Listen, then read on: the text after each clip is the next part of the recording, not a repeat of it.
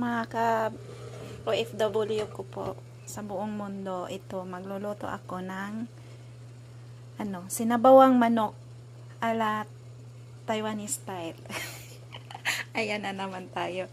Ito, simple lang silang magluto ng sabaw. Sabaw lang talaga ang nila gusto. Ito, nag-init ako ng tubig.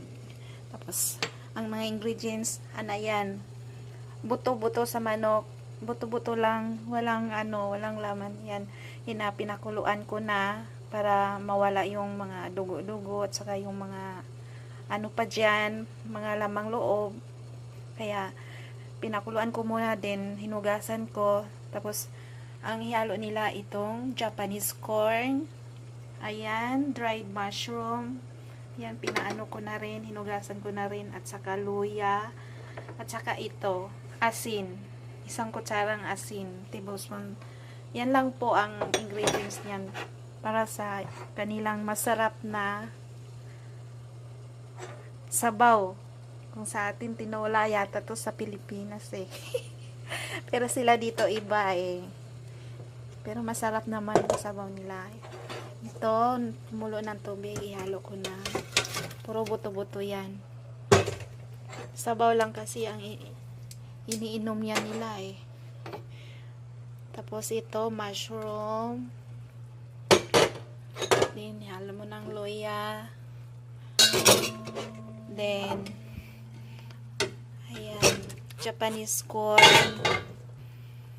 At saka, ilagay mo na rin ng asin. Ayan. Yan na po. Pakuluan na yan hanggang maging malambot na yung buto-buto. At saka, yung sabaw na masarap. Sa tingin mo na masarap na yung sabaw tingnan. Saka mabango siya dahil sa dried mushroom. Yan ang nakapagbango sa sa sabaw, nakapagpasarap yung mushroom. At saka yung mais. No need na ng sa atin kasi lagyan pa ng magic sarap, kung betchin.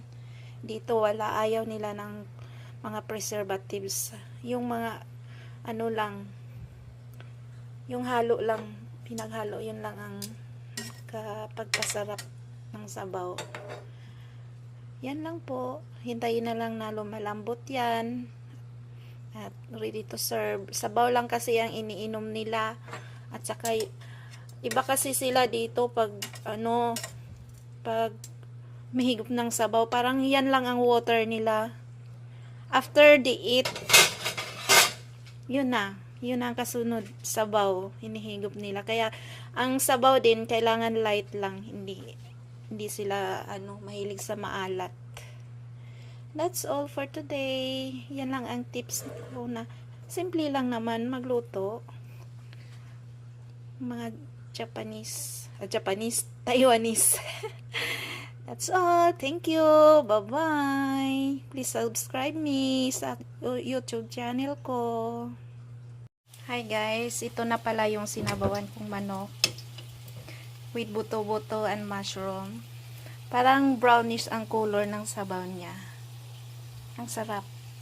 Tama lang lasa. Sarap talaga siya. Yan lang po. Simple lang ang luto nila, pero masarap. As in, super sarap. Salamat po sa pagpanood sa simple tips ko sa pagluluto ng Taiwanese soup.